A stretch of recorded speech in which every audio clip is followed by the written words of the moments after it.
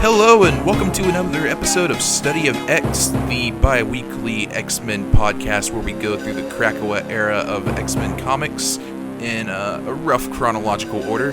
My name is Tim. As always, with me is Chris. Hello. I hope you're all excited to talk about New Mutants, because we're going to be talking about them a lot. Yes, we are. And Sergio. Hi! Hell yeah, I'm excited to talk about New Mutants. I was really excited last time we where the story left off. Really excited to pick it back up again. Yeah. And I think it goes fun places. It does. I'm kind of happy with the resolution. Not so happy with how some other things turn out, but we'll get there. Yeah. It definitely continues the trend of the last comic of having really cool art, so that was nice. But yeah, absolutely. It does, yes. Yeah, yes. Especially this cover, too, I want to mention. It's like, I don't want to say it's surrealist, because that's not what it is. But all of the New Mutants' heads are different part of this girl's braces. It's unsettling, I looked also at great. this cover. I looked at this cover and I went, hell yeah, we're so back. We're so back into this, like, hell dimension. Mm-hmm. Love the nightmare orb that's slowly expanding.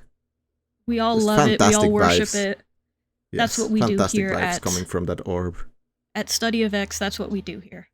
But all right, let's get into this nightmare orb, and we're going to start with New Mutants number 10, Parasomnia.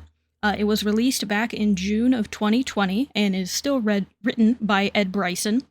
We're opening back up on our mystery mutant, who we later learn is named Cosmar, as she is in her nightmare orb, constantly apologizing.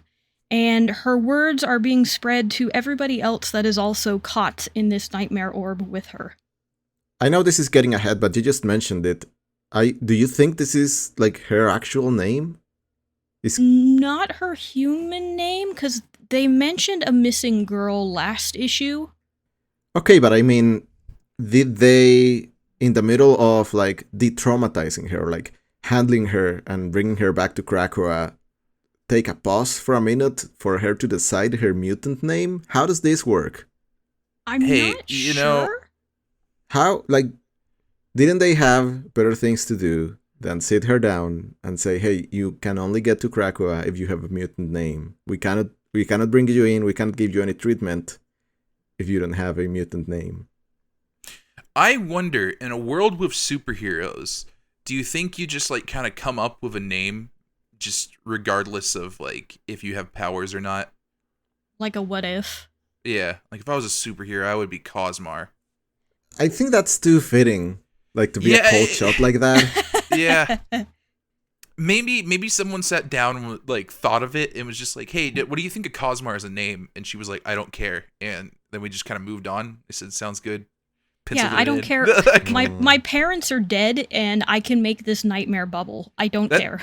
That sounds like a Wolfsbane thing to do. Like, it kind of does. God, I don't know. I feel uncomfortable about this. Yeah. Yeah, I just feel bad for her. I really find it funny that they just offhandedly remarked that her name's Cosmar, and I'm like, where the hell did you get that from? Yeah. Is she, like, in the middle of a panic attack, and aren't you bringing in that fucked up twins to try to calm her down? And you're concerned about what her mutant name is? Those are obviously the two kids you bring in to try to, like, chill things out, smooth things Wouldn't over. it be more healthy? Wouldn't it be more healthy to address her by the name she actually knows, so she has something to answer her to the, like, world, and instead of calling her a brand new name? Mm-hmm. With all these new people and everything else around her completely upended. Let's just move on. We've derailed this conversation so much. Yeah. No, it's okay. I mean, we're going to be talking about her for these next two issues. We'll get there again. Yeah. But she's still in this nightmare bubble, and she's not having a good time. Nobody else in the nightmare bubble is having a good time. In fact, it looks like it sucks. Yeah, it's there's kind of like this, like, multi-speak thing going on where everybody just kind of speaks her words. Yeah. In Russian still, which is what she's speaking. You got, like, some black tendrils coming out of your mouth. It doesn't seem like a good time at all in this nightmare bubble. It does look very cool. It looks really neat. Yes, it was something I would appreciate from a distance, not up in it. Yeah. Yes. So, but currently, Mirage and Boom Boom are waiting outside the growing reality bubble as the rest of the New Mutants do arrive. Cypher, Armor, Mondo, Wolfsbane, and Wildside now join the group. Yeah. Uh-huh. We got As the gang a together. Bunch of soldiers look on. Yeah. There's like 25 people out here. Yeah, it's just a lot of dudes just kind of watching them do their thing. Mm-hmm. Uh-huh. I mean, as they said last issue, either the mutants solve their own problem or they all die. Yeah. So for them, it's a win-win. Yeah, hopefully that status quo doesn't change. But yeah, so the gang's all here. Nobody is happy to see Wildside. No, kind of some bad blood. Clowny McWolverine Light. I don't know if it's Boom Boom's best work, but I appreciate it. Same. I think it needs some workshop, but good for her for trying. I do like his hair. So Yeah. It's like bent back like that. I like his crack about the New Mutants saying sorry when they're all just they have everybody doing the creepy Russian voice. Yeah. And yeah, just everybody hates him. I don't know, it's an interesting dynamic. Mm-hmm. Well, yeah, because you have the army on one side who hates them, Wildside, who also hates them. And then the Nightmare Orb, which I wouldn't ascribe a emotion to, but hate might be a good one. It's very unfriendly at the very least. Yeah. Uh-huh. So, but we are going to cut briefly here to the capital of Carnelia, where the Prime Minister, whose name I'm not going to attempt to pronounce because I will butcher it very badly, I believe is awoken. Do you want to give it a shot? No, this is all you. I'm gonna plead the fifth on this one and call him just Prime Minister. Just Prime Minister. I'm just gonna leave it there. Prokopovich. Prokopovich. Yeah, I think that's. Yeah, Prokopovich. That sounds right. Prokopovich. Yeah. All right, we got it. Okay, awesome. We got it. So he is awoken about this incident, and he is going to make preparations to go out there. And we're pretty much told in this scene that he also does not like mutants. Yeah, he's not happy about this situation, and he is getting changed out of his bathrobe to go do some mutant, I guess. Mm-hmm. But we are going to leave the snowy, Russian-adjacent landscape to go back to Krakoa, where at the Academos habitat, Glob is raising a bunch of chickens. And he's having a wonderful, wonderful time of it. I love Glob and his chickens. Mm-hmm. He just wants to talk about them. Magic shuts him down. I'm like, no, let this man talk about his chickens. Yeah, I also like the implication here where she goes to him basically to ask where everybody went, and he will tell her they went to Carnelia for a mutant. But he doesn't want to go along. He just wants to hang out here with his chickens and, make some food. Yeah. Yeah, it's so sunny and colorful here. Yeah, he's just sitting. Like Glob is just living his best life. He's got himself some eggs. He's got himself some noodles. He's just making food. Wants to cook for people, but no one's around. Making some laksa. Mm-hmm. Uh-huh. And Magic does ask him, while he was in Nebraska, how was it that people were able to find him so quickly? Which is where he tells her about the website Docs, where they kind of keep an eye on mutants and where they are, and tell others where mutants are. Yeah. I was not expecting we were going to go back to this specific plot point, but I guess we are. Yep. Time for some social commentary. Yeah, we're getting it. Oh yeah, but we're first, gonna get more of that. We get the best data page of these issues. So I have to ask, because this data page is about Glob's vegetarian laksa recipe. Has anybody had laksa before? Because I have not. I don't think I have. I haven't either. I'm tempted to try this. I think we should all try this and then report back on the next episode, or like within the next 2 episodes. I don't think any of these instructions seem particularly hard to follow. It doesn't. And the ingredients are like look normal enough. Yeah, like just some Curry mushrooms, paste. some cilantro. I might have to replace the lemongrass paste. I'm not sure I can provision that. But other than that, I'm pretty sure I can make this. Yeah, no, it looks simple enough. Okay. Yeah. I'm challenging y'all to make this within our next 2 recordings and report back on how the Laksa was. Yeah, we're gonna Okay. let's give it a try. From let's say 2 episodes from now, we're gonna try to make this. Mm-hmm. Yes. Yeah, We'll take pictures and we will publish it on the Twitter. Yes. I can't make any promises that I'll be able to, but I will hold both of you to that. I find that unacceptable. Well, You this got is my this last episode of the podcast. It was nice talking to all of you. I'm going to just fly out to where you are, and we're just gonna cook this one together. Okay, I think we can make that work. Okay. It'll be a Christmas miracle. Mm-hmm. Christmas vegetarian laksa. Yeah. That can be a new thing. Yeah, traditional Christmas vegetarian laksa.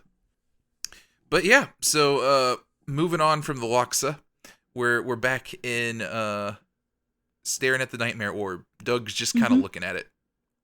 He is absolutely fascinated by this thing, because he is able to pretty quickly figure out that this is the girl's dreams, or in this case, nightmares, made manifest. Yes. Yeah. I like the scene with them just looking at it and like just all their faces looking distorted. It's a nice looking panel. Mm-hmm. Yeah, anything here involving the nightmare orb is wonderful. Yeah. I like how it looks like with the negative space. Look really good. Boom opts to try to blow it up. Cypher is not happy about this. No, I don't think the answer to anybody having a nightmare is to blow up the nightmare. I like Doug's idea, which is just to give her good dreams instead. Yeah. They talk a whole bunch about a neural network. Yeah. I love that term. They really do. But yeah, so we all decide to go in. Mm-hmm. Actually, I don't know if it's like a printing error or something, but there is a panel or a speech bubble that contains exactly the same text for me, and I don't know if it's intentional or if it's like an error of some kind. What page are you looking at? I'm on page 14. When they're talking about the neural network, there's at the very top, the 4th speech bubble. Doc says everyone trapped in there is connected. They're all on the same sort of neural network. And then at the very bottom, on the bottom panel, the first speech bubble, and I think it might be either Doug or Boom Boom saying it, it's the exact same text. Everyone trapped in there is connected. They're all on the same sort of neural network. Oh, yeah, I that's see it too. Yeah, that's just the same line. Yeah, I don't think that's intentional. It might be though. He's realizing, repeating yourself is a good way to emphasize something. I'm going to say it's not. I'm gonna say they accidentally repeated a line here. I don't even think it's a printing error. I think this is just a goof. Like an editing error? Yeah, maybe. Yeah. It's a little awkward to me. I had just read the exact same line, so that kind of jumped out at me. Yeah. But okay. Yeah, I don't know. So, and one other thing I would like to note here is I didn't catch its importance at first, not until the next issue, but Wolfsbane does notice that in the air it kind of spells medicine-y. This is the only time it's going to be mentioned here, but in the next issue we will find out what that means. Yeah. So, Wildside says they're being boring and is like, yeah, we would have gone in there already. There is a bunch of talking around. Yeah. It is like, hey, let's all just kind of slowly decide what we're doing about it here. But they do make a plan, and that plan is Poltergeist. I have never seen this movie. I don't know what they're talking about. Oh, have you not? Nope. Oh, it's a great movie. The exact scene, funny enough, I don't fully remember, so I'm going to take a guess. But at one point, there is kind of a ghost realm that they have to go into, so they tie a rope around someone so they can go into it, and then they can pull them out. Oh, yeah, yeah. Okay, that's close enough to what they're actually planning to do. Yeah, Mm-hmm. I buy it. Yeah, or I'm completely making it up.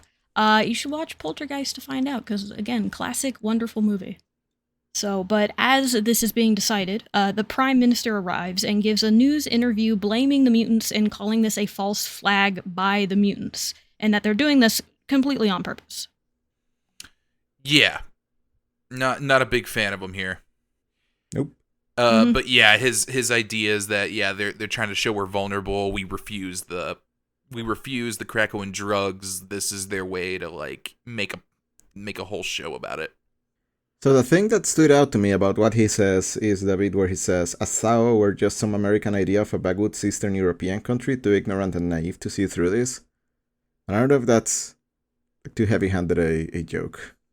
I mean, you also have to remember this came out in 2020. It was probably written in 2019. So I think the time has a lot to do with it, but it is very heavy-handed. Yeah, okay. It's interesting because, like, with this dude, like, I feel like with a lot of these characters, you do kind of see, like, they're trying to stretch the truth to further whatever political gains they have. Prime Minister here seems like he's, like, actually believes what he's saying here. Oh, yeah, absolutely. Mm-hmm. Yeah, so there is some real-world commentary going on, but in a way that isn't covering a lot of how actual real-world politics end up being, which is a lot of times there are politicians that will talk about things and make up these false flag lies without actually believing in them themselves. But I think for this story and what is going on here, it is a lot easier for the Prime Minister to just be like, no, I believe this. Yeah, no, they're lying to us. I don't think he particularly cares either way.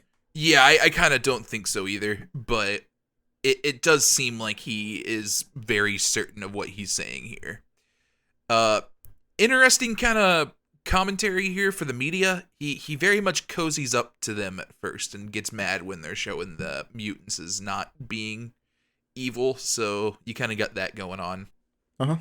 Mm-hmm. Yeah, and we're going to get another scene of that too, where he tells, or he orders the news to start filming to see what kind of problems the mutants are causing. Right.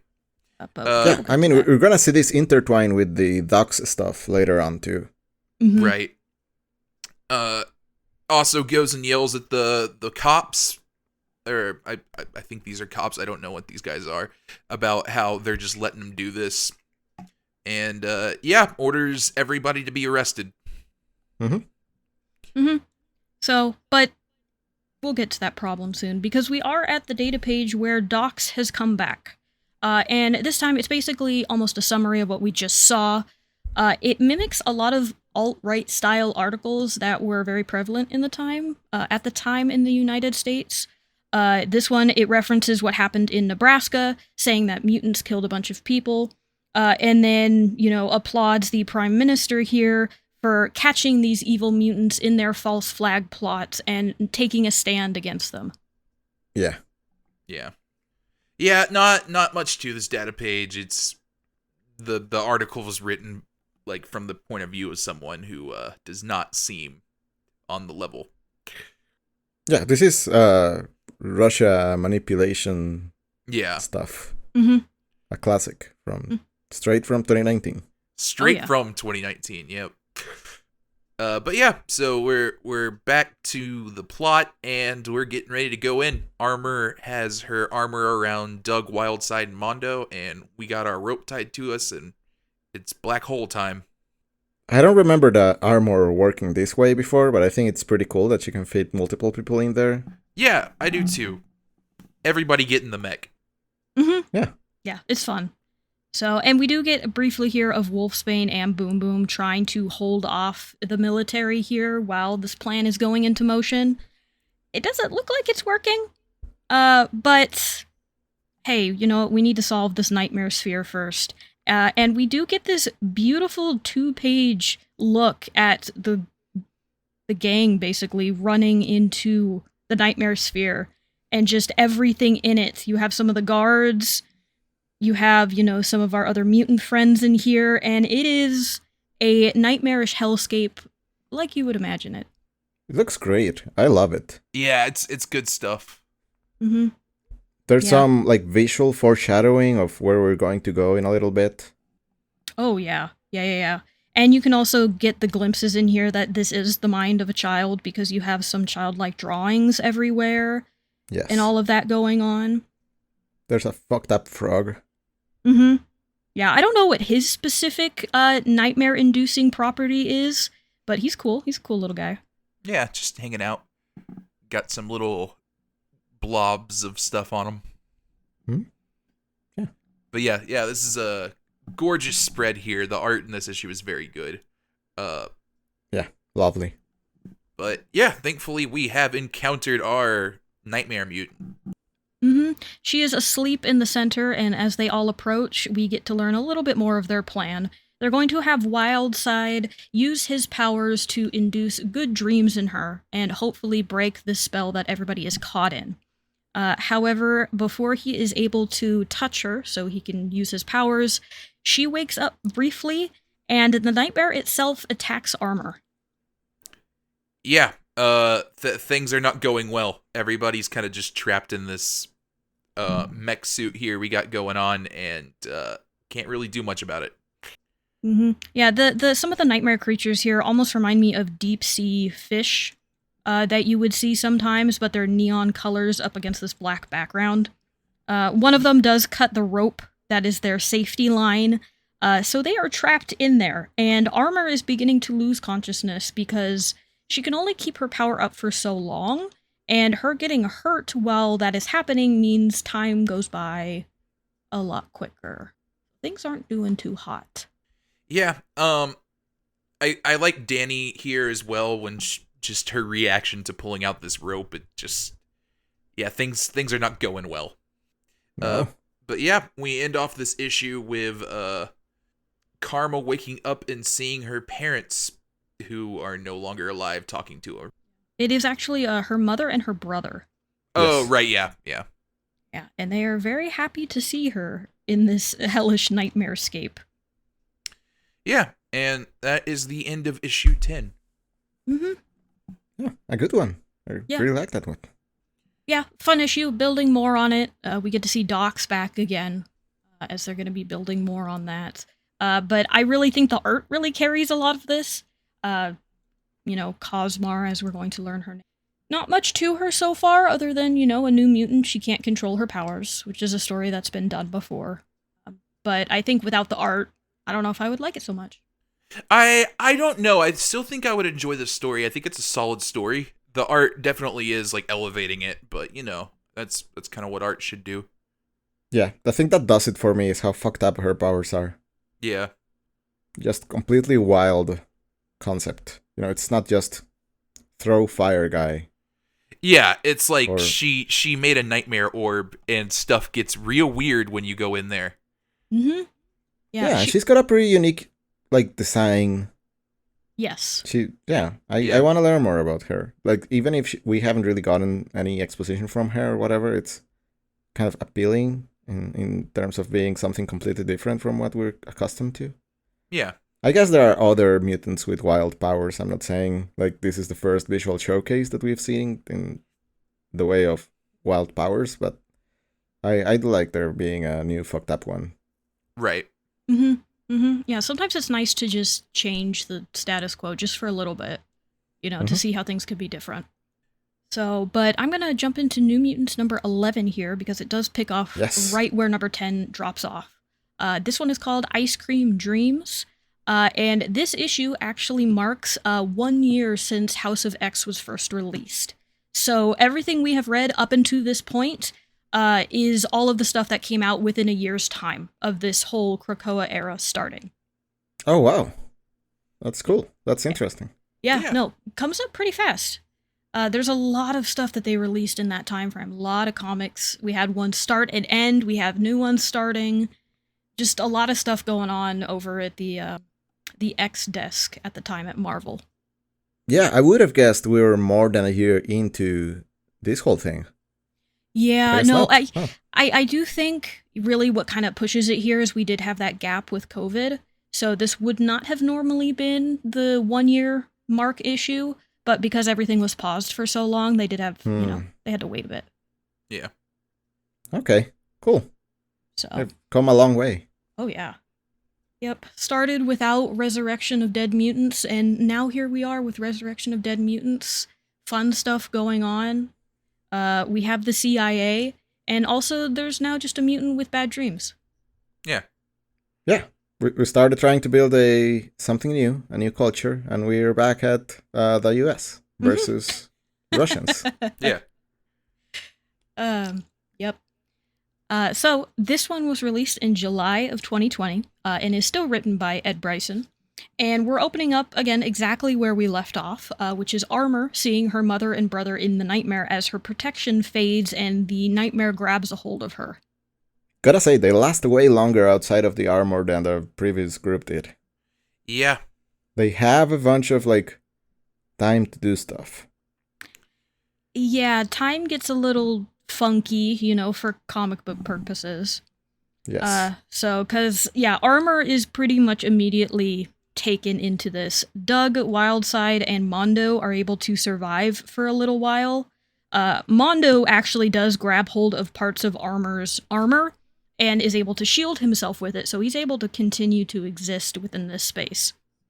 Right. Yeah, we got a real sense of urgency going on now where Cypher's just like, we got to get this thing, settled now.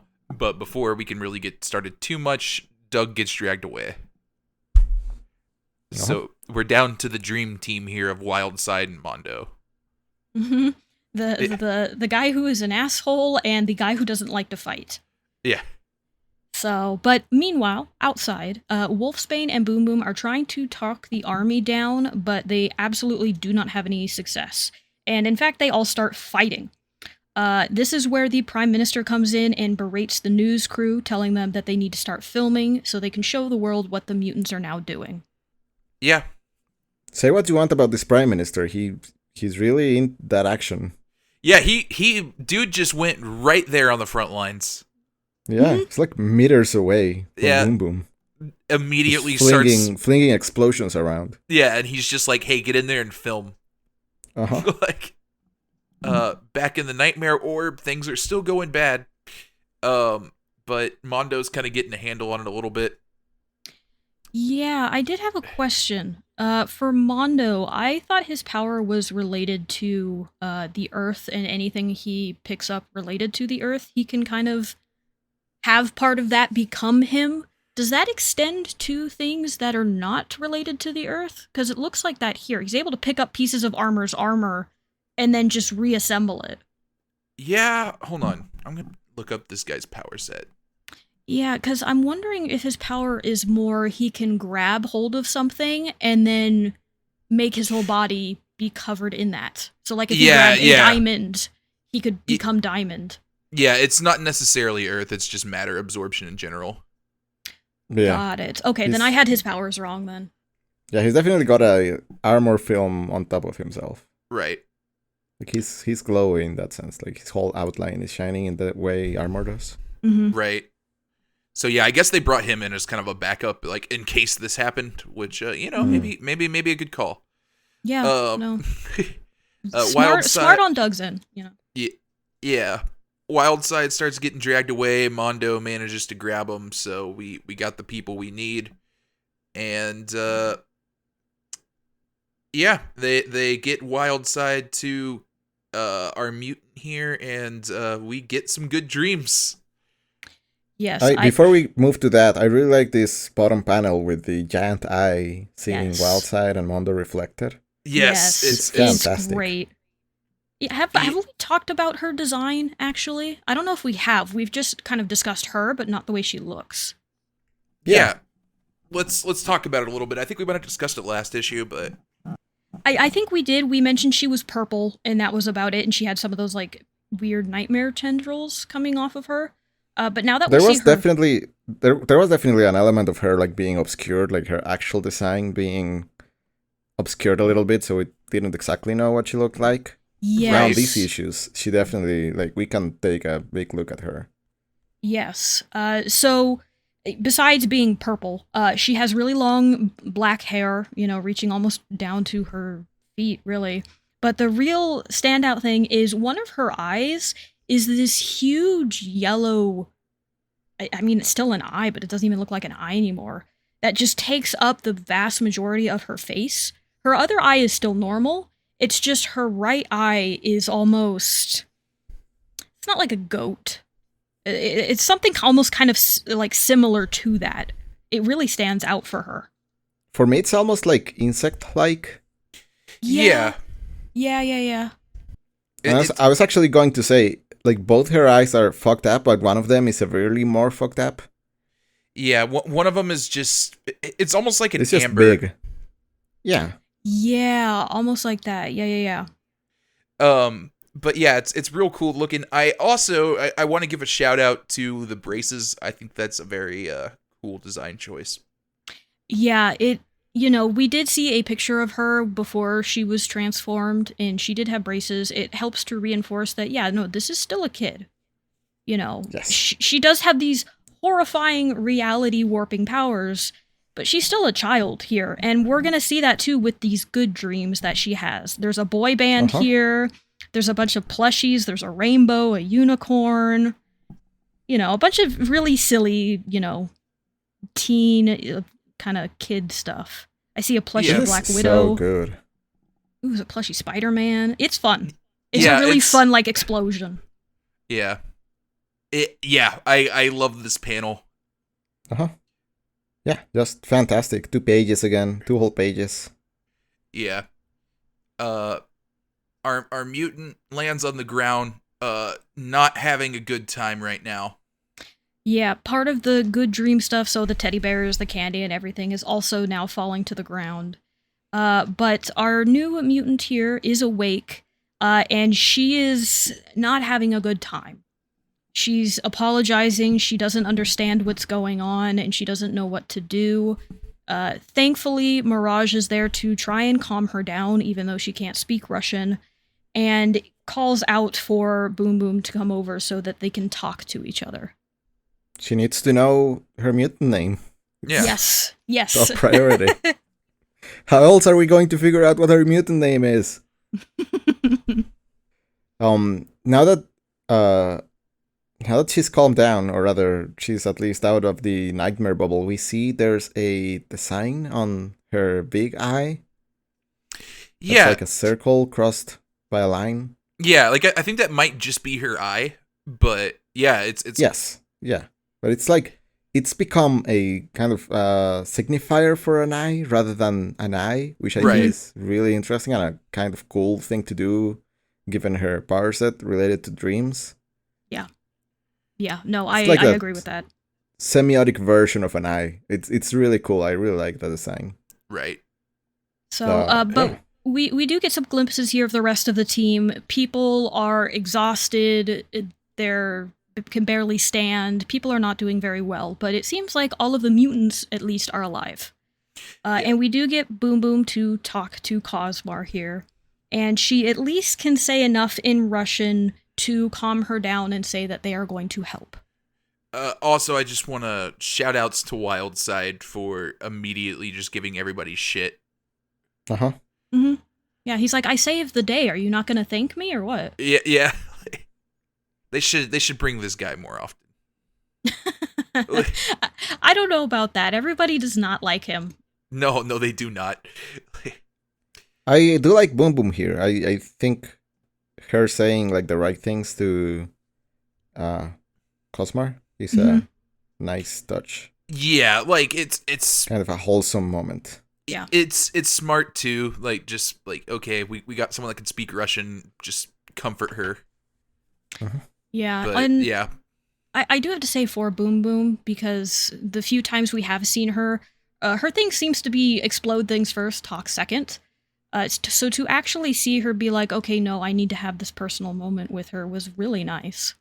It definitely gave her more heart than I thought she had. Right. Yeah, it does give her more weight in a way that I really like. I'm surprised we're seeing this side of her like so further into the New Mutants run. Same. Yeah, I mean, it does help that she was not there for most of it, especially the space adventure. Yeah. But, yeah, it is nice to at least see it at some point, even if it is a little late. Right. Yeah. So they have been surrounded by a literal army of Yes. Yeah, soldiers. I Yes. swear There are these so guys. many. I swear they have like multiplied since we last saw them. like, There are thousands of them. Yes. just call everybody you want. Get them a hat and a gun. We're gonna like.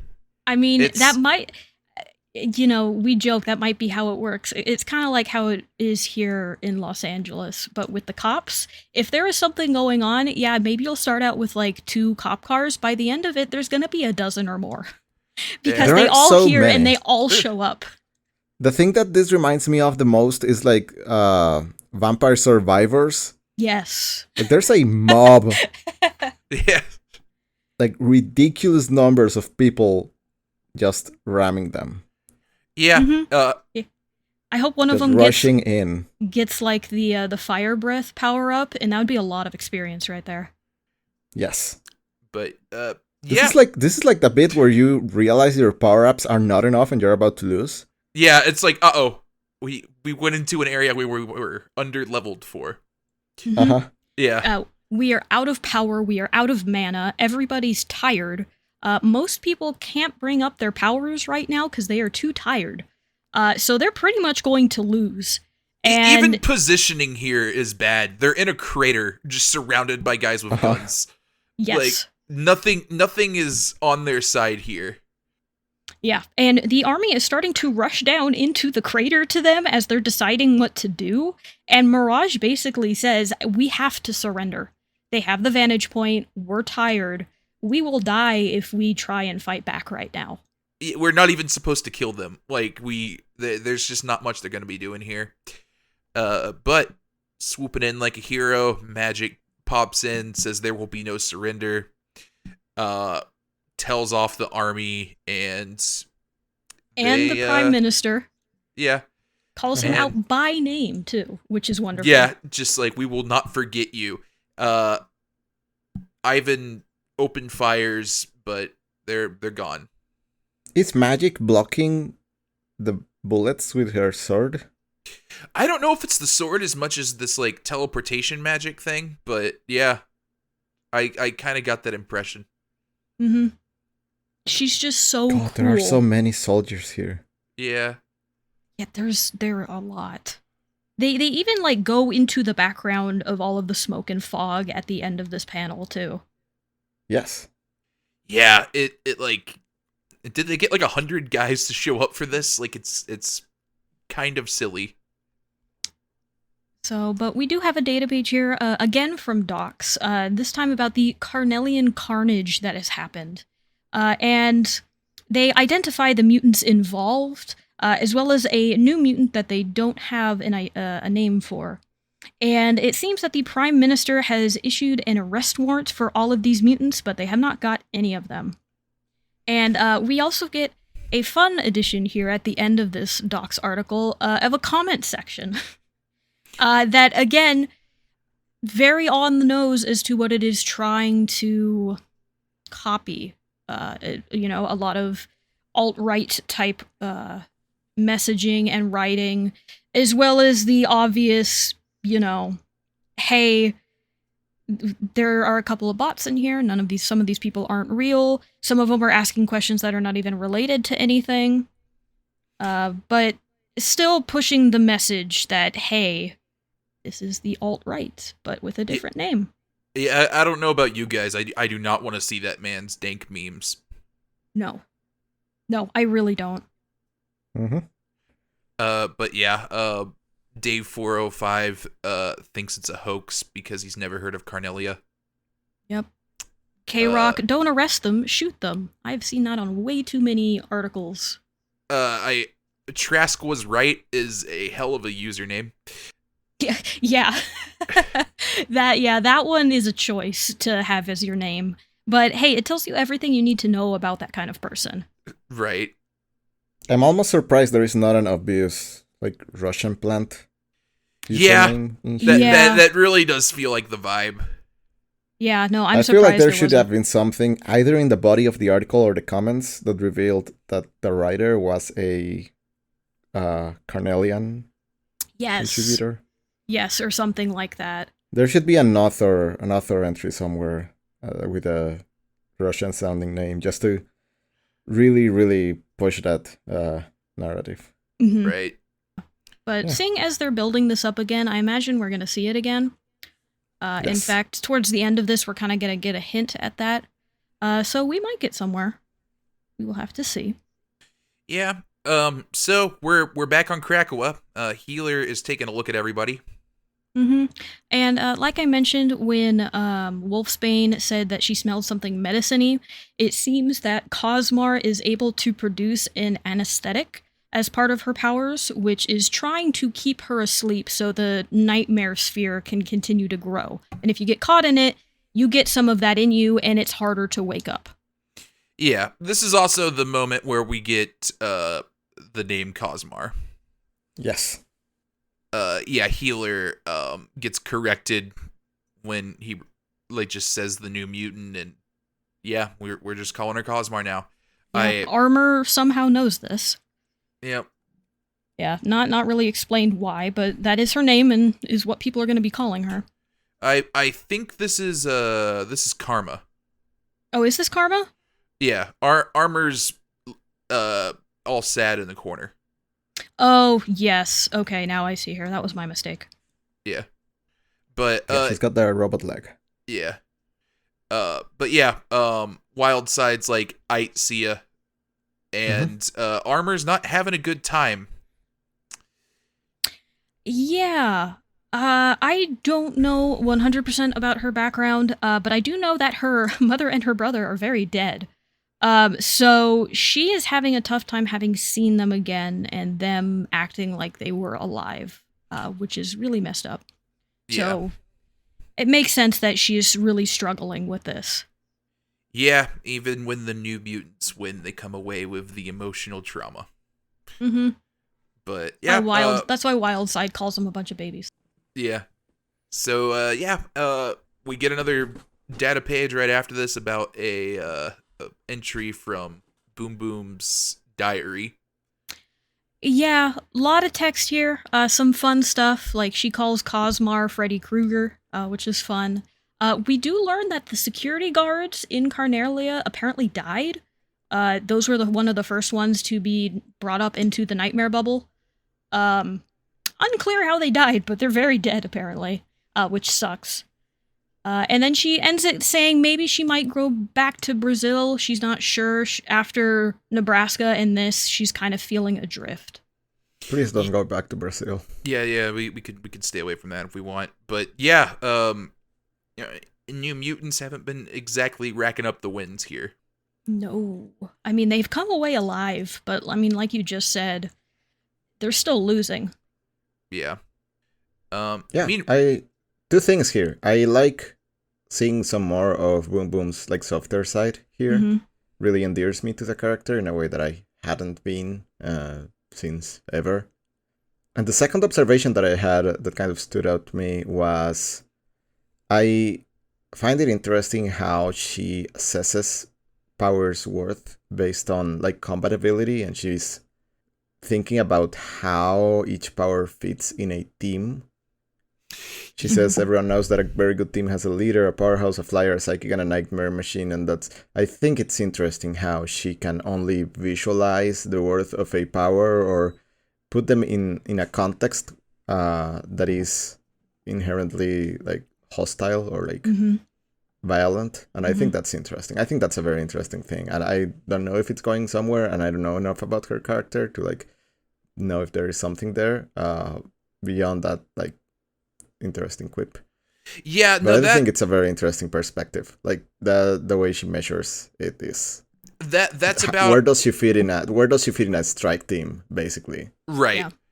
Yeah. And yeah, that's pretty on brand for Boom Boom actually, because she was one of the members of Cable's like original X-Force, and they were very much like run like this is a military operation. Like we are like a special ops like unit. So that kind of is a lot of her mindset from since like when she was a kid. Yeah, I think that's very like sharp writing in there, just a little tidbit of and probably the most telling thing of this whole data page that I really stood up to me. I really liked that bit. Right. But yeah, that is very much in character for her, and yeah, I agree that is pretty sharp writing. But yeah, we go back to Cosmar, who was in a container. A big glass dome. Yeah.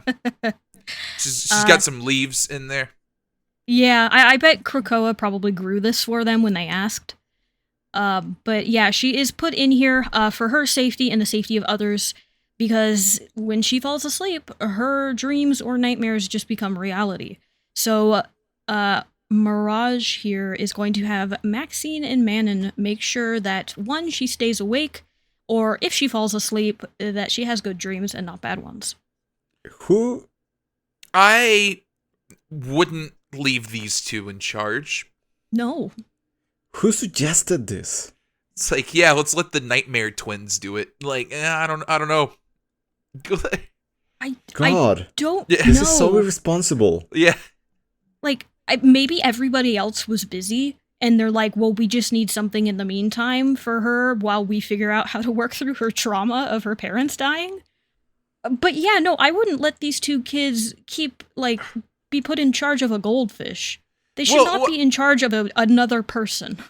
Like, even besides the point of, like, the kids aren't all right, like, they're, like, 8.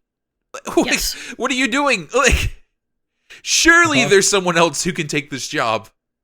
This is, have you seen The Sandman? Or have you read The Sandman? Yes. This is like the very beginning of The Sandman, where there's 2 guards. Oh, right, yes. That cannot fall asleep, and that's how he, like, sneaks out. Yeah. Yes, one of them finally does fall asleep. This is exactly the same scenario. He's even in, like, a glass dome for that. Yeah. Mm-hmm. Yeah, no, this is not going to go well. And interesting enough, it's probably not intentional by the writer, but after what you pointed out, Sergio, about the data page for Boom Boom, and then leaving these 8-year-old children in charge of this ticking time bomb, basically, kind of points to how really bad it is to be a mutant and to grow up as a mutant. You know, Boom Boom was raised to think of violence and in terms of violence, and that's how she views her place and other people's places in the world, because that's what she had to do to survive.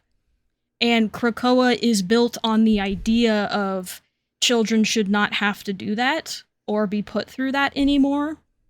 So I'm wondering if this is a bit of that leftover, because Mirage, when she was a child, was likely put in charge of stuff and had to learn how to fight to survive. So why shouldn't these other 8-year-old kids learn how to do the same thing? Again, I don't think it was the intent of the writer, but that's what I'm getting from it now, especially that you pointed it out. It's like, yeah, these are kids, you know, they should not be doing all of this. But so many of the people that are just slightly older than them or much older than them, all they have known is to fight and survive and to make sure those that are younger know the same thing. To have that level of responsibility to them, they don't see it as messed up, they see it as normal. Yeah, I guess Krakoa is kind of founded on that kind of ideal, but they fall so much into the pitfalls of, like, statecraft and yes, instrumentalization of children. Yes. Like, they do it so often. They fuck up so much. Yeah. No, the ideal state of Krakoa that they want is definitely not where the reality is. But no, they're like drifting from that every other day. Yeah. It's kind of a tragedy. I kind of see it as a tragedy, the way you put it, because it's like we want something different. And this is something I already mentioned, how they started as a kind of vision of something entirely new. We're going to build our own culture. We're going to move away from the limitations of humanity and the way they run things. And then they ended up in this US versus Russia scenario. thing. Yeah, like and you know, regardless of whether it is intentional or if it's because of like the narrative limitations of the writing team or what have you, it's kind of really sad because they just cannot move away from that, and they're kind of doomed to fall because they're creating an empire, and that's what the empires do. Yeah. But yeah, do not leave that fucked up kids with this girl. Yes. Who, by the way, I don't like how she doesn't get any speaking lines in these 2 panels. this is the last we see of her before we're done with the issue, and she does not say a word, and I do not like that. I wish she'd said something. Yeah, I would agree. Yeah, especially since, according to everything else that we've read, she should at least know Krakoan at this point, so they can all speak to each other. Right, Yes. yeah. Like, she definitely, like, understands what they're saying in this scene, but yeah. I wonder if it's, like, a... why would it be soundproof, though? Yeah, I don't know. I don't know. Yeah. I also think there's an interesting design thing here about the way she's being, like, literally held by Krakoa. Like, Mm-hmm. it creates a giant hand that's holding her head. Right. Yeah, and not in a comforting way, but in, like, a very, like, controlled, overpowering way. I think it could be read both ways. I think I could see it as... It looks like a caress. It looks to me like a... Yeah, like, I would I don't say know, like a comforting thing. Yeah, Like it's in the middle of stroking her hair. I would love to give, like, for her to have, like, you know, words here, but she doesn't seem, like, in distress. No. That's true. Yeah, I don't know. I really wonder about what her actual condition is in this moment. Right. And yeah, really get the fucked up kids around away from her, please. Yeah, And don't. whoever suggested they were there, just throw them in the pit. Yeah, like, Please. who did this? Like, we need to have words, but yeah, so we get our last bit of this issue, which is Magic, Danny, and Doug discussing Docs and how they're probably gonna do some stuff about it. Uh-huh. And we walk into Glob, Boom Boom, and Karma eating food, and also been kind of wanting to go after him. Mm-hmm. Yeah, after not wanting to go to Carnelia, he does want to go talk to these Docs bullies. Yeah. Next, Mutants versus the media. So I yeah, wonder guess what that will be about. But yeah, that's New Mutants. Yeah. Good couple of issues. I really like them overall, even if some of the decisions made at the end were not my perfect liking, but I think they're very reasonable, serviceable issues. Yeah. Really pretty too. Yeah, I would agree with that. I like this as an introduction for this new character. She has a striking design. Like we've said, she has a striking power set, especially when drawn in this way. So I agree. I would have liked to have seen her talk a bit more, but I can also see that the comic really just wanted to wrap this up and move on to the next thing, which is probably why they didn't have her talk. Unfortunate, but I can see the reasoning behind it. I hope we see her again soon. I would love to know more about her and see how she navigates this new space that she's now in. But, we'll see where that goes, because it sounds like Docs is going to be next. I really hope we see her again, and soon, yes. So, not particularly looking forward to like X-Men's take on alt-right media, but we'll see how that goes. So, I will say this. The next issue of New Mutants will be the last issue of New Mutants before X of Swords. And X of Swords will be the last issue that Ed Brisson is on from New Mutants. So his story is more or less going to end next issue. Oh, interesting. Okay. Yeah, Tim and I talked about this off the podcast of what is coming up. But I didn't realize that this next one was his last one before X of Swords. But that actually makes a lot of sense with what is going to happen. Right. So we'll have to talk about that. Yeah, next time we talk about New Mutants. So a lot of these runs, when the writer's done, the run's done. New Mutants is not going to do that. Yeah, I think besides what is it? Besides X-Men, I think it's the only comic that will do that. No, even X-Men changed writers, restarted the run when the writer changed. But okay, I thought it did it in the middle of one once, but you're probably correct. Yeah, it might be something like a little bit different. Like I know X of Swords had some interesting like decisions writing wise, but I think for the most part, like your run is your run. But yeah, we'll get into that a little bit more. But I guess we'll go into Hellions. Yeah, those were a lot of words I don't really know anything about, so looking forward to whatever X of Swords is. Yeah. Oh, it'll be so exciting. We'll get there soon. That's kind of our build-up event. But yeah, Hellions. Yeah, let's jump into the fun world of the Hellions and their many, many problems and bloodshed. So in Hellions number 2, titled Bloodwork, funny enough, it was released in July of 2020 and written by Zeb Wells. And we are going to open up here at the State Home for Foundlings in Omaha, Nebraska, where a bunch of whose violence you do not understand have often seen horrors you cannot imagine. Yes, which is a quote from Nightcrawler in the opening here. And he actually does have several opening quotes for each issue. Very much trying to be preachy. You know what these remind me of? It reminds me of the opening moral quotes from Star Wars: The Clone Wars. Yes. Yes, that's exactly what it is. You are so right. Yeah. These are this is like the exact degree of platitude that those have. Yeah. Just meaningless things. It's more telling than it actually is. Like more profound than it actually is. I almost wonder if that's the goal of these, is to just be like a meaningless platitude. But yeah. God. Yeah. Yeah, now that you've pointed it out, I don't think I'm ever gonna unsee that. Yeah, just like that's very much what they are.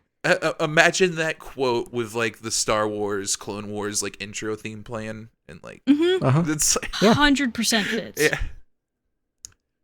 But yeah, we're back in Nebraska. They use it on that episode where the Jedi turn civil. Yeah. Yes. And clones have to like, yes.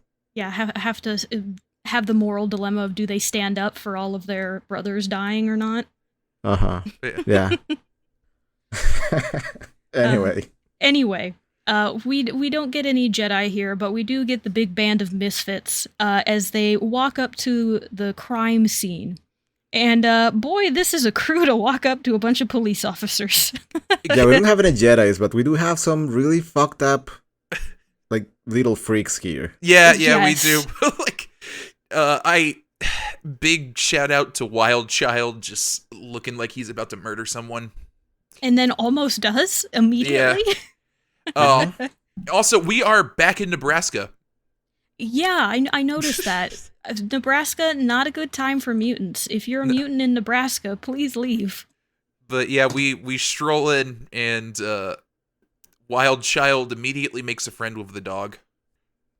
Friend is a term. The police officer in charge of the dog tells the dog to heel, in which case Wild Child asks, "Are you the alpha?" And immediately attacks the cop because he wants to be the alpha instead. Yeah. The sheriff here was just in the middle of saying that we're gonna go with them, and they're like, "Yeah, we're not gonna have you go with us. It's gonna get you killed." Yeah, we're not the X-Men. Yeah. No. Wild Child is sensitive to lupine pack dynamics, apparently. Also, shout-outs to the dog here in the background of the cop almost getting his throat torn out. That dog is shocked. I love it. He's so surprised. Yeah. But good start for this group. I'm sure everything's gonna still go great. In fact, they make it inside, and it's a mess. Everybody's looking around, and it doesn't look like a fun place. And Nanny is very sensitive to the needs of mutant children, and when she sees all of this horror, she goes over to Grey Crow and hugs his leg, saying that she is going to protect him. Yeah. So yeah, Grey Crow's trying to force her off, and we figure out that Empath is messing with her head a little bit. Yep, gave her just a bit of a push. Yeah. And as a reminder, Grey Crow did say if Empath ever did that to someone on the team, he would put a bullet in his skull, which he does immediately. Yeah, he makes good on the promise. Empath is just over here playing it off, acting all smug, and immediately gets shot in the face.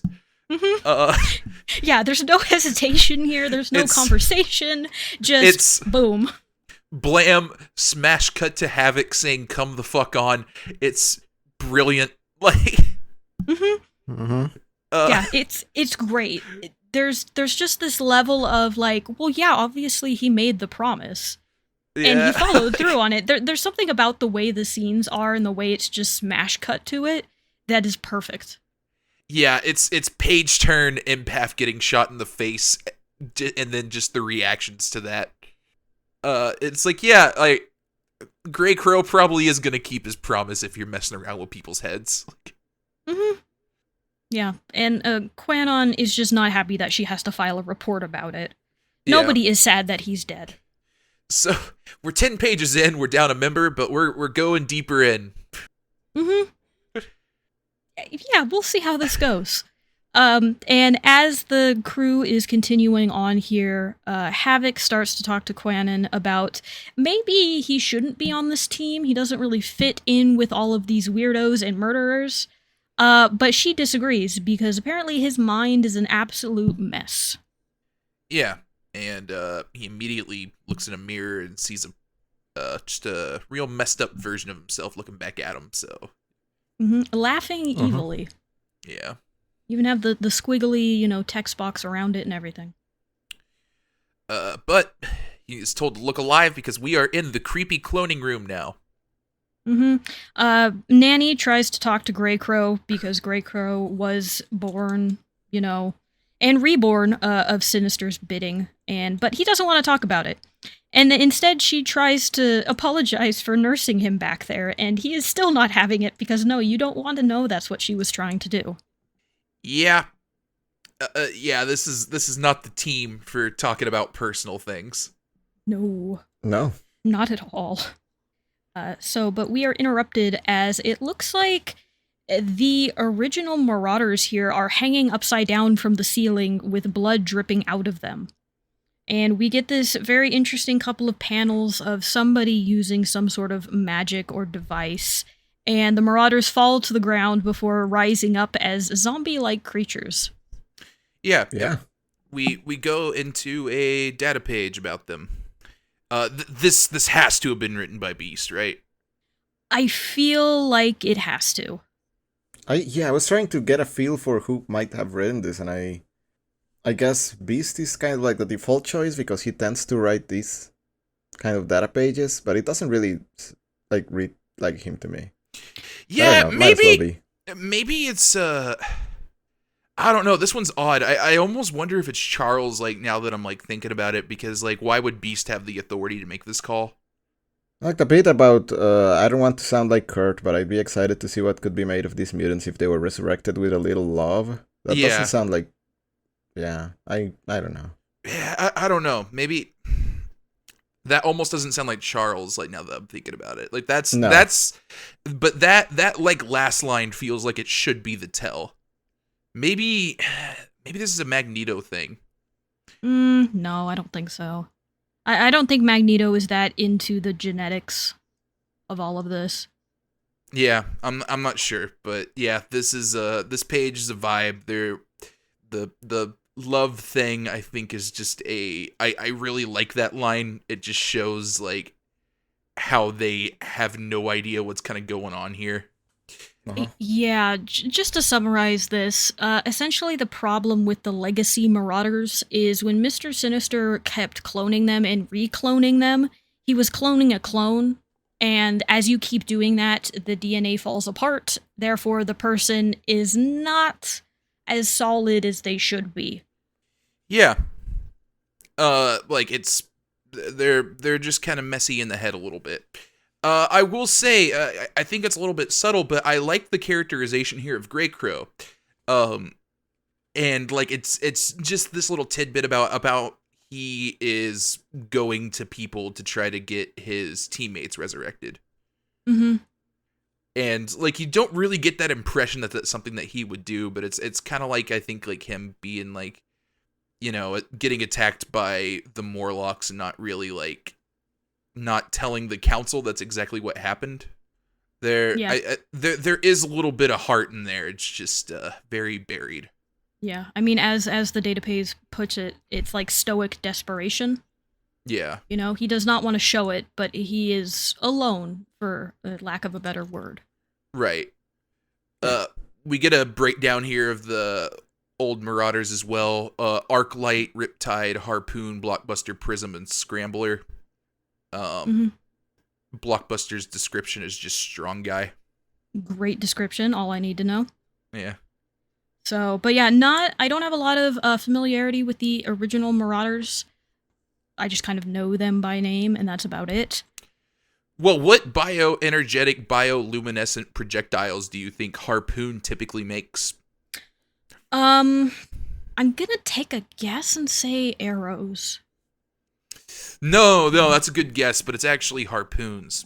Ah. Yeah. Yeah, I don't know if I would have been able to guess that. Yeah. It's a rough one. But yeah, back at the field, Greycrow does not want them to fight. He wants to get them all cleaned up and bring them to a new home. But these zombie marauders now worship a new queen. And here we get the reveal that Madeline Pryor is alive. We talked about her a little bit at the end of the last discussion of Hellions number 1. And this time I'm going to dive more into it because she has one hell of a history. Oh boy. Okay. Yeah, let's go. All right. All right, strap in, folks. So she was first shown as herself as Madeline Pryor in Uncanny X-Men number 168 in 1983. This is shortly after the infamous Dark Phoenix saga with Jean, where at the end of that, it seemed that Jean Grey died.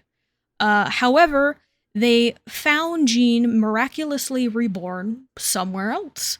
And this Jean is who we now know as Madeline Pryor. Well, go ahead. A little bit of context. They did think she was a separate person. She just looks a lot like Jean. Yes, too much like Jean. In fact, she is a clone of Jean Grey made by Mr. Sinister. However, she was not told this. She was made to believe that she was in fact Jean Grey. She had all of her memories, she had the same powers, so on and so forth. So when she went back, didn't actually have powers or memories in like the first appearance of her. Like for like the whole thing with like her getting married to Scott and whatnot, she was just like a completely separate person from Jean. Did she not? I thought she had her powers by that point. Nope, she was just a normal human that looks a lot like Jean Grey. Okay. Well, she, believing she was Jean, like Tim said, got married to Cyclops, and they even had a baby. However, at around the time that this baby was born is when the real Jean Grey came back. And Mr. Sinister, not wanting his clone to be found out, decided to kidnap the baby and try and kidnap his clone again to erase all evidence of his involvement in this. Madeline Pryor did not take this well. If you steal a woman's baby, she's not going to be happy. And she really was not, and was doing everything in her power to get her baby back. And it's around this time that I believe her powers reawaken. You can correct me if I'm wrong, Tim. That's probably correct. And trying to get her son back, she is not successful. And this is where Inferno comes in, as there is a demon that decides to make a pact with her that if she can get her son back, she will help the demons invade the planet Earth. They just need to make, this deal. And she agrees, because she really wants her child back. She is learning that she is not actually Jean Grey. She is a clone. Her entire life is a lie. And now that Jean is back, she wants her life back, meaning Madeline Pryor's entire life is now gone. This makes her a little mad, which is why she agrees to help demons invade the Earth. This happens in the event called Inferno, which is very popular. And she is ultimately defeated. She does gain the name the Goblin Queen around that point, too. But what you do need to know about her is she either is equal to or a little less strong than Jean Grey. she is physically the same person as her. And Nahal has a bit of demonic pact powers along with that. And also, she's not afraid to really mess up people and kill them if she needs to. The other little tidbit here is kind of just about like her and Havoc's relationship. During Inferno, I think he was on the X-Men and ended up just kind of joining up with Madeline during this time. So yeah, they have history like romantic wise, which you know is a little bit awkward with him and Scott. Yeah, considering Madeline and Scott were married at one point. Yeah. And now one of the things we're gonna see too here is she mentions that she was resurrected some time ago, but that no one noticed or cared, and she takes that very personally. That no one seemed to care that she was back. I mean, did she post it on Facebook? Did she change her status? Yeah, As like from dead to alive? you gotta mark yourself as Yes. alive so people just like know that you're back. Or maybe she did Is it the that thing she's of not like getting like any likes on her reels, her Instagram reels? it could have been she's like, my true friends will know I'm back, so I'm not going to post it on there. And then How would they realized know? that nobody knows. Yeah. So my mother at one point was kind of like really upset because she was making a bunch of Facebook posts that no one was reacting to, and she was mentioning them to me, and I'm like, I never seen those posts. And I looked at her settings and saw that she had it set to only post to people that she went to college with. And I wonder if Madeline did that. Maybe. That might be it. Maybe. And seeing as she's not actually Jean Grey, she never went to college, so she's posting to nobody. Yeah. So Or not... do you think she's like on MySpace? Oh, yeah, maybe. Like, there was like, there had to be like a time gap. So maybe she just like hopped on MySpace, like thinking it was still like a relevant platform. It was like, why is no one talking to me? But yeah, we're having a fight now. Yep. She wants her slaves to take them, so they begin to fight the zombie Marauders.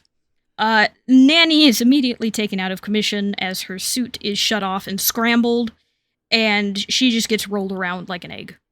Yeah. You think he has to say scramble to use his power? Yes. Every single time. No, I think it's a choice, and I respect him for it. Yeah. Some might say that Nanny is a scrambled egg. Oh, gosh. All right. Goodbye. This is, in fact, my last episode of the podcast. I'm leaving. You can find me at FIREBLEND on Twitter.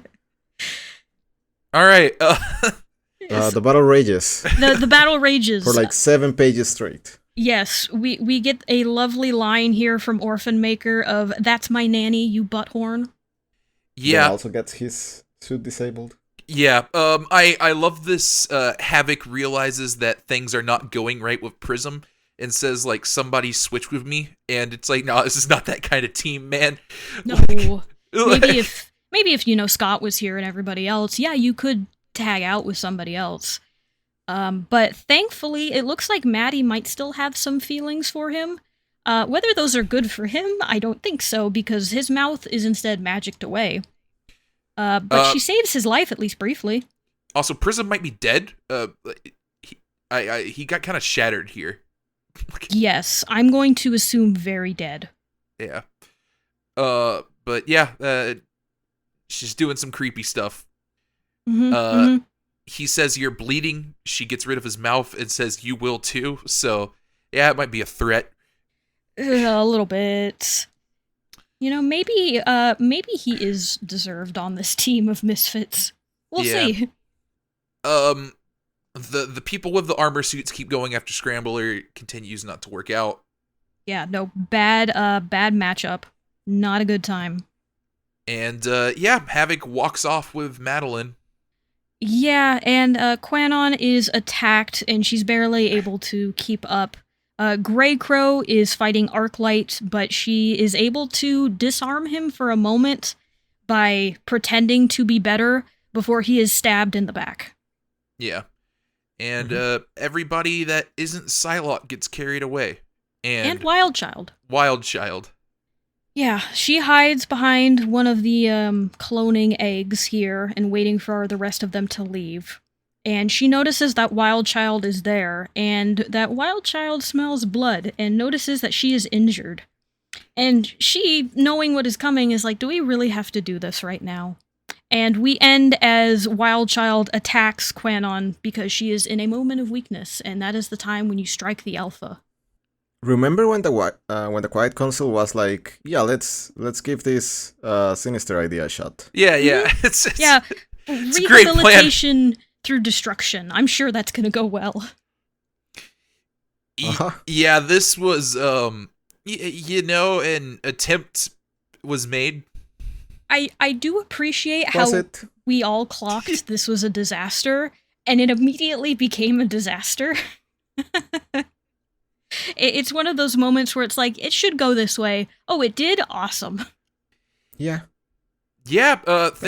Not a lot to say about this issue, I don't think. Yeah, it kind of goes about where you would realistically expect it to go. This team is uncoordinated, and they just are not.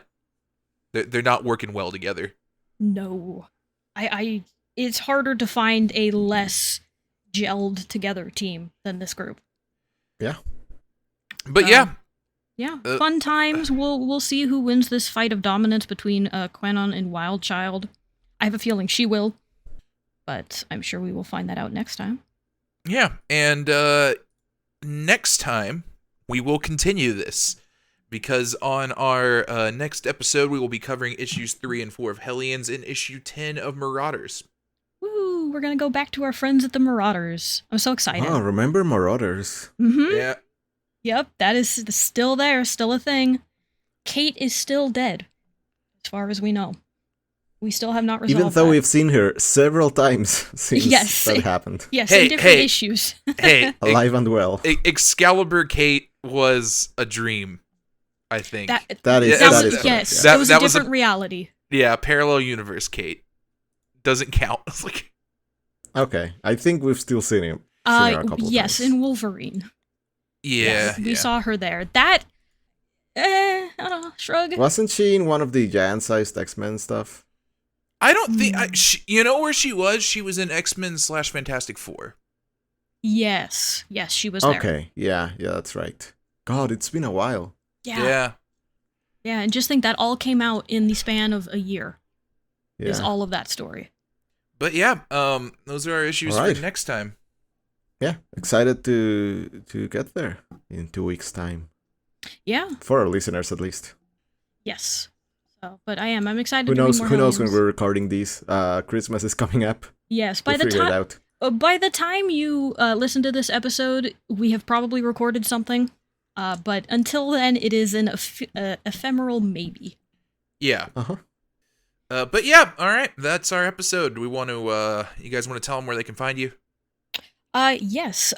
Before that, however, if you enjoyed this podcast and loved reading along with us, if you could give us a review on your favorite podcasting app of choice, that would be great. And if you want to follow us on social media, where we will post our Laksa, where we're going to post reminders of episodes that are coming out, as well as our upcoming reading order that we have going on. You can follow us at Study of X on Twitter, also known as X, Tumblr, and now Blue Sky. We have accounts all 3 of those places. And if you have a question, comment, or maybe a little tidbit that we missed that you want us to know, go ahead and send us an email at studyofx@gmail.com, and we might read it here on the show. If you are looking for me on social media, you can find me at Soniques on Blue Sky. That is SAWNEEKS. Don't post there too much. I lurk a whole lot. But I have been talking about Final Fantasy XIV again, just as a warning. And Fireblend, if they are looking to find you to tell you about more wonderful vegetarian recipes, where can they find you? Before that, I'm so happy that we named this podcast before Twitter became X. I was thinking that too. Yeah. Yeah, we are not actually studying the social media service. We are studying X-Men. Yes, that is a dissertation level of study that would take a lifetime to do. Yeah. I also don't like Elon Musk, so Imagine we would have something ended I'm up with another name because it like had that like the conflict with the new service. Yeah. Yeah. Yeah, And so, I really like our name. I do do too. too. Like it's a good name. so yeah, I'm happy we got to it first. Yes. Take that, Elon Musk. Yeah. Got him. X gonna If give you it want to to find me, you can find me at Fireblend on co-host and Blue Sky. That's FireBlend. And Tim, if people are trying to find a nightmare sphere to wonder at and look at, where should they find you, and how do they get in touch?